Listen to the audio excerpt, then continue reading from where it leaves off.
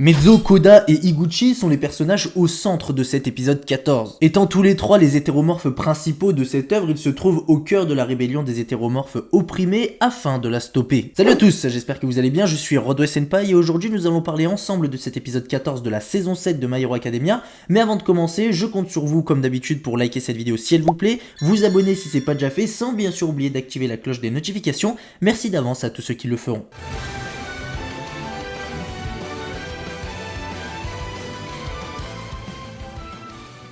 Dans cet épisode 14, nous oublions momentanément ce qui se déroule au cercueil volant pour se centrer sur les événements devant l'hôpital central. Nous nous retrouverons plus précisément au moment où Shoto avait vaincu Crématorium et que son équipe avait informé les alliés de sa victoire. À ce moment-là, Spinner, accompagné de ses hétéromorphes, avait lancé un assaut sur l'hôpital central où se trouve Black Mist afin de le libérer. Black Mist qui est d'une importance capitale, je rappelle que parmi les Brainless améliorés, ce Height End était le plus proche d'un total chef-d'œuvre et lorsque All for One a compris qu'il était enfermé dans cet hôpital, il envoya les membres du front de libération qui avait survécu l'attaquer commandé par Spinner. Au final, 15 000 ennemis se sont retrouvés devant l'hôpital central, tandis qu'à peine une poignée de héros étaient présents accompagnés de policiers, avec pour le tout 200 personnes pour en stopper 15 000. De plus, les ennemis présents sont animés d'une profonde colère au vu de leur oppression et ils comptent bien atteindre leur objectif. Nous comprendrons la difficulté de la situation lorsque Koda sera attaqué par un hétéromorphe et que celui-ci lui dira que la raison pour laquelle il n'est pas du côté du front de libération, c'est parce qu'il est un hétéromorphe qui a grandi en ville. Selon lui, cela fait de Koda un traître qui ne pourra jamais se mettre à la place des hétéromorphes opprimés. Évidemment, les hétéromorphes envoyés par Skeptic sont aussi présents, leur but est de faire en sorte que la haine des opprimés reste bien forte. Dans son discours, l'hétéromorphe envoyé par Skeptic va parler des incidents 6-6 et aussi de la grande purge de Jeddah, même si personnellement je ne sais pas de quoi il s'agit, on peut tout de même deviner que ce sont des événements où les hétéromorphes ont été persécutés. On verra d'ailleurs quelques images pour confirmer tout ceci, on verra notamment de nombreux hétéromorphes à terre ensanglantés qui semblent avoir été mis dans cet état par les hommes. Dans la suite de son discours, l'hétéromorphe chargé de matrixer ses camarades va souligner la différence de comportement des hommes vis-à-vis des hétéromorphes quand ceux-là se trouvent en ville et quand ils se trouvent en dehors des villes. Il nous fera savoir que les hétéromorphes nés en ville n'ont pas connu de discrimination et qu'à cause de cela, ils prétendent que pour eux cela n'existe pas. Son but est d'alimenter la haine des hétéromorphes présents et qui ont donc très certainement pour la grande majorité vécu en dehors des villes, ce qui veut dire qu'ils ont été donc opprimés et discriminés. Toutes ces personnes suivront aveuglément Spinner, leur libérateur, qui ne semble plus avoir toute sa tête depuis All for One lui a donné des pouvoirs en plus. D'ailleurs, il dira lui-même qu'il a la tête toute brouillée et qu'il sent qu'elle se vide de plus en plus. Malgré ça, il se souvient de la mission qui lui a été confiée et compte bien libérer Black Mist. Et quand il a commencé à agir, c'est Mezzo qui est venu l'attaquer. Bien sûr, en frappant Spinner, il s'est attiré la colère des hétéromorphes qui vont lui bondir dessus pour le mettre hors service. À ce moment-là, le jeune élève de Yue nous fera part de certains de ses flashbacks. On comprendra par là que lui aussi, il se faisait frapper pour ce qu'il est. Mezzo, après ce flashback, va se lancer dans un rapide discours qui fera réfléchir ses ennemis. Il leur demandera pourquoi dans leur soulèvement ils s'attaquent à un hôpital. Il fera le parallèle avec les événements de l'hôpital de Jakku où les héros avant d'attaquer avaient évacué les civils et quelle que soit leur apparence, alors que les hétéromorphes, eux, ont pour seule priorité de libérer Black Mist. En se libérant des hétéromorphes, Mezzo verra son masque être retiré et tout comme ses ennemis, nous spectateurs aurons l'occasion de voir son visage. On pourra constater qu'il possède de nombreuses cicatrices qui n'échapperont à aucune des personnes sur les lieux. Suite à cela, les hétéromorphes vont motiver Spinner à continuer, mais celui-ci a clairement un problème, on sent que les paroles de ceux qui le suivent résonnent dans sa tête et que petit à petit il pète les plombs. Face à toute l'attente qu'ont les hétéromorphes auprès de Spinner, celui-ci leur rétorquera qu'ils se fichent de leurs attentes. Évidemment, l'hétéromorphe envoyé par Skeptic va rattraper le coup et improviser un discours pour leur donner à tous une explication de ce qu'a voulu dire Spinner.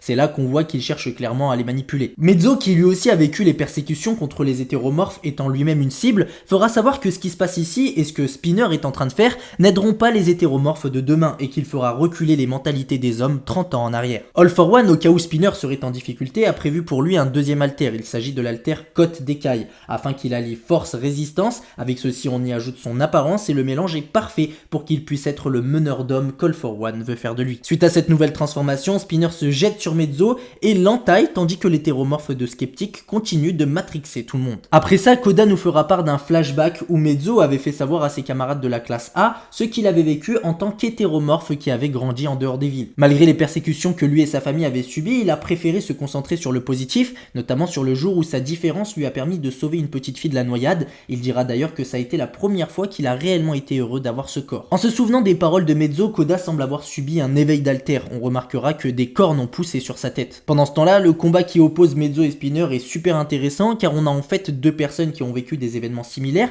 mais qui ont pris des chemins différents pour changer les choses. L'un a choisi la vengeance et l'autre le pardon, ce qui rend le moment particulièrement intéressant encore une fois. On verra d'ailleurs que Mezzo avec ses paroles parviendra à plusieurs reprises à faire réfléchir les hétéromorphes qui se rebellent. Le problème c'est qu'à chaque fois qu'ils se mettent à douter et à réfléchir sur leurs agissements ainsi que leurs conséquences futures, l'hétéromorphe sous les ordres de Spinner trouve les bons mots pour raviver leur colère. Il semble donc évident que tout doit être fait pour s'occuper rapidement de cet hétéromorphe. C'est d'ailleurs ce que va faire Koda, il va lui envoyer grâce à son nouveau pouvoir une armée de corbeaux pour le faire taire une bonne fois pour toutes. Koda et Mezzo, eux qui ont spécialement demandé à Aizawa d'être affecté à la défense de l'hôpital central, se donnent à fond pour contrecarrer les plans de leurs ennemis, tandis que Koda s'occupe de l'hétéromorphe qui matrixe tout le monde, Mezzo lui s'occupe de Spinner. Ils sont les plus à même de remplir cette mission, les jeunes générations sont censées être toujours plus fortes que les précédentes grâce au principe de renforcement des alters. Génération après génération, les alters se renforcent, c'est d'ailleurs ce qu'on peut constater avec Koda qui a plus de cornes que sa mère, ce qui indique potentiellement que son pouvoir sera plus poussé. On apprendra ensuite que tout comme Mezzo, la mère de Koda avait elle aussi vécu des persécutions à cause de son apparence et que c'est grâce à la tolérance de ce qui deviendra son mari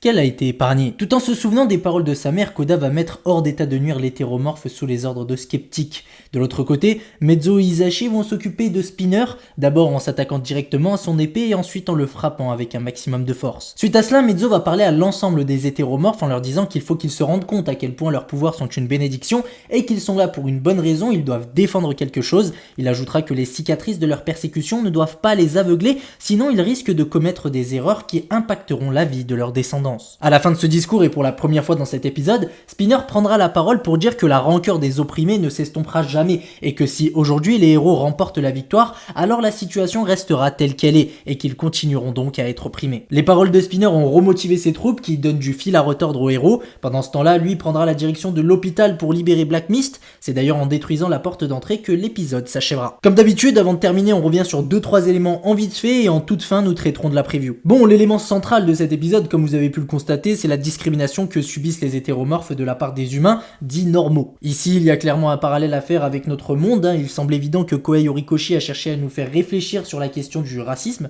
et tout ce qui va avec. On retrouve d'ailleurs la même situation que dans le monde réel. Certaines personnes sont discriminées pour leurs différences, que ce soit pour leur couleur de peau, leur apparence, leur religion, leur origine, leur handicap, etc., etc. Ce genre de futilités peuvent vraiment aller loin et c'est parfaitement représenté dans cet épisode. En effet, quand après avoir été persécuté, il se passe un drame et que quelqu'un par exemple perd la vie et qu'aucune décision de justice ait été rendue, du moins qu'il n'y ait pas de décision satisfaisante, cela peut amener à créer une profonde haine due à ce qui est perçu comme étant une injustice. Dans notre monde, on a pu le voir par exemple avec George Floyd et le mouvement Black Lives Matter qui avait fait énormément de bruit. Il semble que l'auteur s'est inspiré d'événements tels que celui-là pour nous faire comprendre ce qui se passe dans cet épisode 14 et surtout le genre de conséquences que peuvent provoquer les comportements discriminatoires. Ici en l'occurrence, on a un véritable soulèvement de la part des hétéromorphes et contrairement au monde réel, la situation est beaucoup plus grave car ça prend des proportions de guerre civile. D'ailleurs, cette discrimination entre les hétéromorphes et les humains nous a été très subtilement montrée dès la saison précédente au travers de la fille hétéromorphe qu'Izuku avait sauvée. En vrai, c'est chaud parce qu'elle avait expliqué que si elle s'était retrouvée dehors ce jour-là, c'est parce que très peu de camps de réfugiés acceptent les personnes à la forme non humanoïde. Et dites-vous que elle, quand elle s'est présentée devant les camps de réfugiés, ils étaient en mode non pas toi, on veut pas de gens comme toi ici.